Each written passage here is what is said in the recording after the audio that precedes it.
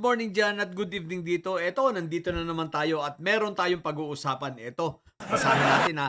Mula sa ating pinost ito ng ating kaibigan na si Laitera. Sa mga hindi pa po naka-follow sa kanya, paki-follow nyo rin siya. Si Laitera sa TikTok 51 billion. Okay? So ano rin to? Sumusuporta rin sa ating Pangulo. Okay? So basahin natin ang sinabi niya rito. Kung may kayang lumaban sa Gloria Coup, si Romualdez lang yon. Napatunayan na yan nung na-demote si Gloria nung 2023. Okay, tama-tama.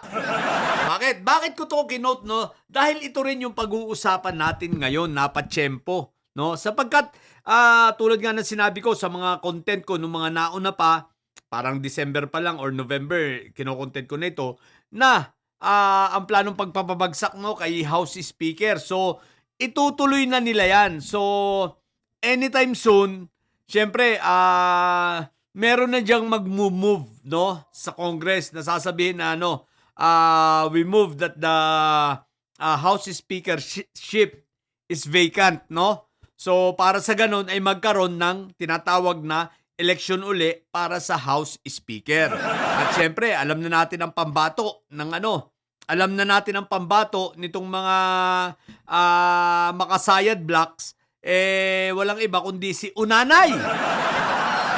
Oo, si Gloria. Pero guys, eto kung si Unanay ang kalaban, palagay ko, napapanahon na upang ibalik si Congressman Martin Romualdez. Bakit ko sinasabi to? Kasi po, pagdating kasi sa, syempre, numero yan labanan ng numero yan. At tumatakbo na ang pera nila Sabit Sipon, gumagapang na si Mike Diferencia, namimili na sila ng mga congressman, 40 million bawat isa ang binibili nila at hindi natin alam kung meron na ba talagang mga pumanig dyan sa kay Unanay. Pero malamang-lamang, meron talaga. Meron at meron yan. Pero guys, ito yung pinupunto ko, kailangan kasing since bilang yan, numero yan, important kasi meron itong kinalaman guys. Ang kapalaran kasi ng impeachment ni Inday Sayad at ang kapalaran ng impeachment, sa bagay, walang mangyayari pag kay PBBM, no? Yung sa kay Inday Sayad na lang ang pag-usapan natin. Ang kapalaran ng Inday Sayad para mag-proceed ito at magtuloy-tuloy ay sa nasa kung sino ang magiging House Speaker, Pag nag-move sila na bakante, syempre magkakaroon nga ng botohan ng election sa plenaryo. So kung sino yung mauupo. Tandaan natin, pag ang naupo ay sila Unanay, tapos ang impeachment ni Inday Sayad. Wala nang mangyayaring impeachment. Malamang-lamang ang kasunod na impeachment niyan, magtutuloy-tuloy ang plano nilang impeachment kay Ombudsman at kay PBBM. Although hindi nila kakayanin ang dalawang yan. Ngayon, kung si Bogie D kasi ay tatakbo uli, medyo mahina. Dahil sa totoo lang, pag numero ang pag-uusapan kasi, kakaunti kasi ang bilang ng partido na kinasasapian ni Bogie D. Although kapartido niya ang ating Pangulo sa partido, anong partido nila?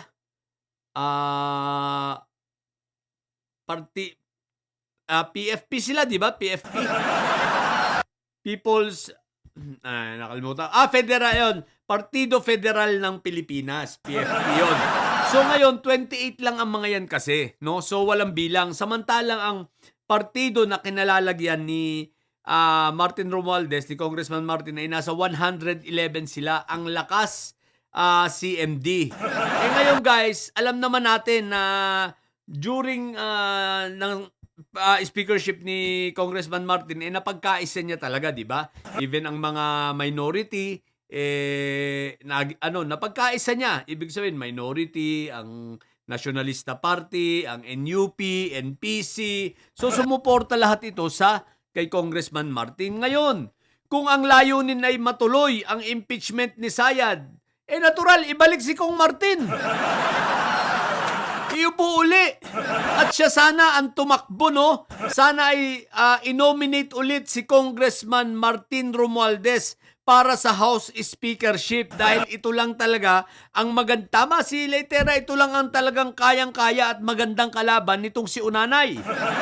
Dahil tulad nga ng sinabi nito ni Leitera, di ba?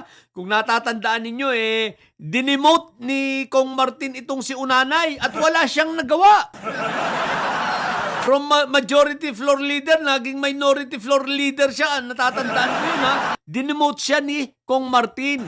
So, kayang-kaya ni Kong Martin ito. Kaya nga, dito nakasalalay ang mangyayaring pag-usad ng impeachment nitong si Sayad. So, kung magkakaroon uli, dahil pababagsakin nga nila si Boji D, o sige, kung gawin nyo man yan, pabagsakin nyo si Boji D, bring it on!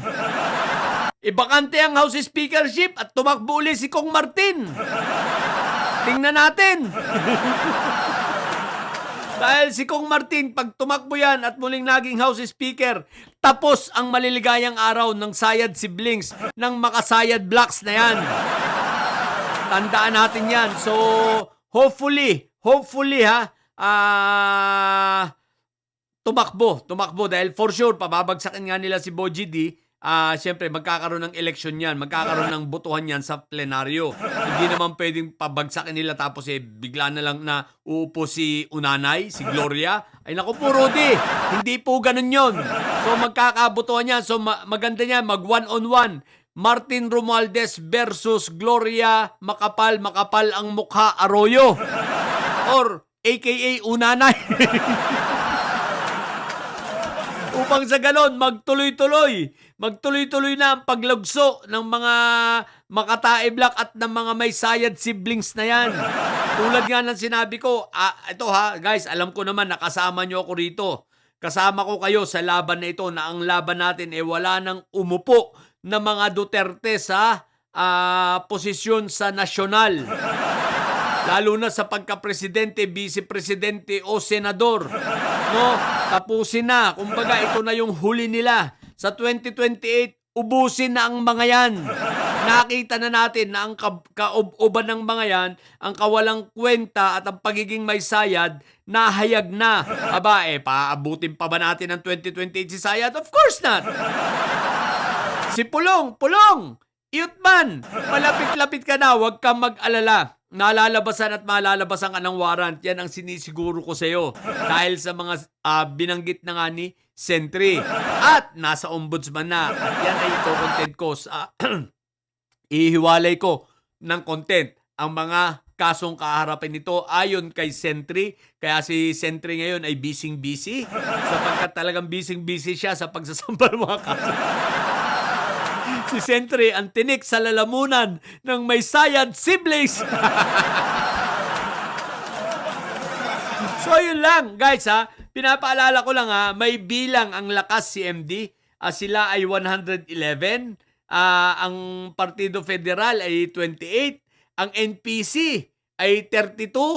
Ang NUP ay 32. Ang party list mga 30. So, merong independent na 14, Nationalist Party 22 rin. So, ito ay napagkaisa except siguro sa mga iilan.